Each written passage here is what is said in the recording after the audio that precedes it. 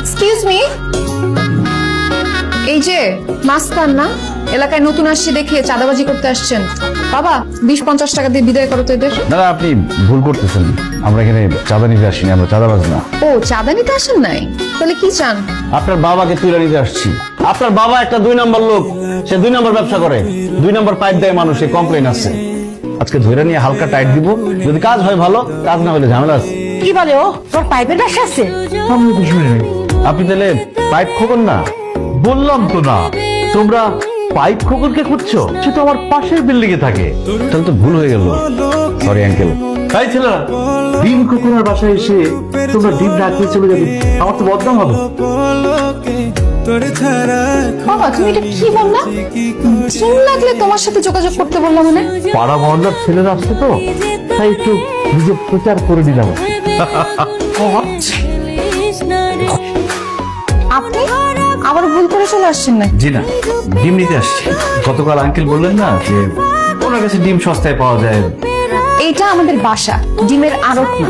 আপনি যদি ডিম নিতে চান, বাবার আড়তে গিয়ে সেখান থেকে ডিম নেবেন, তার সঙ্গে যোগাযোগ করবেন। আচ্ছা, আপনার নাম্বারটা দিয়ে যাবেন? আমার নাম্বার? কেন? না মানে ডিম কিনতে যাওয়ার আগে আপনার কাছে ফোন দিয়ে ডিমের দামটা জেনে নিতাম। আচ্ছা নাম্বার নেন। আপনি যে আমার নাম্বার নিতে আসছেন সেটা সরাসরি বললেই হয়। কিভাবে বুঝলেন? এটা বুঝতে অনেক বুদ্ধি থাকা লাগে না, কমন সেন্স থাকলেই হয়। তুলুন। এই যে সকালবেলা আপনার নাম্বার নিয়ে কতবার ফোন করলাম, ফোন তো ধরলেন না। ধরিনি আপনার বোকামির জন্য।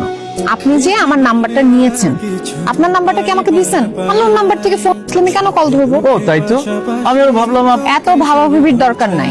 এখন আপনি বলেন যে আপনি আমার নাম্বারটা কেন নিয়েছিলেন, ঝটপট বলে ফেলেন। ঝটপট বলতে হবে। আমি আপনাকে ব্যাপারটা খুব সহজ করে দিচ্ছি। প্রথম দেখাতেই আপনি আমার প্রেমে পড়ে গেছেন, এটাই বলতে চাচ্ছিলেন তাই তো? আপনি কি করে বুঝলেন? এটা কোনো রকেট সায়েন্স না। শুনুন, আপনার সম্পর্কে আমার খোঁজ খবর নেওয়া হয়ে গেছে।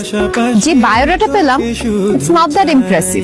শুধু আমি যখন এখন সিঙ্গেল আছি, আপনি আমার সাথে প্রেম করতে চাচ্ছেন, আপনাকে একটা সুযোগ দিতে তো অসুবিধা নাই, কিন্তু আমার 3টা শর্ত আছে। আমি খুব কবিতা শুনতে পছন্দ করি। প্রথম শর্ত হচ্ছে, আমার সঙ্গে প্রেম করতে হলে আপনাকে অবশ্যই কবিতা আবৃত্তি শিখতে হবে। আরে কবিতা তো কোনো ব্যাপারই না, আমার তো ছোটবেলা থেকে অনেক কবিতা মুখস্থ। এই যে ধরেন বাপুরাম ঠাকুরে, কোথায় যাস বাপুরে, আয় বাবা দেখে যা, তারপরে ওই দেখা যায় তাল গাছ, ওই আমাদের গা, ওইখানে চলবে না? না, চলবে না। আমি চাই আমার বয়ফ্রেন্ড প্রত্যেকদিন আমাকে অন্তত একটা করে রোমান্টিক কবিতা আবৃত্তি করে শোনা। কিন্তু বাকি শর্তগুলো? দ্বিতীয় শর্ত হলো, আপনি যখনই আমার সঙ্গে দেখা করতে আসবেন, তখনই আমার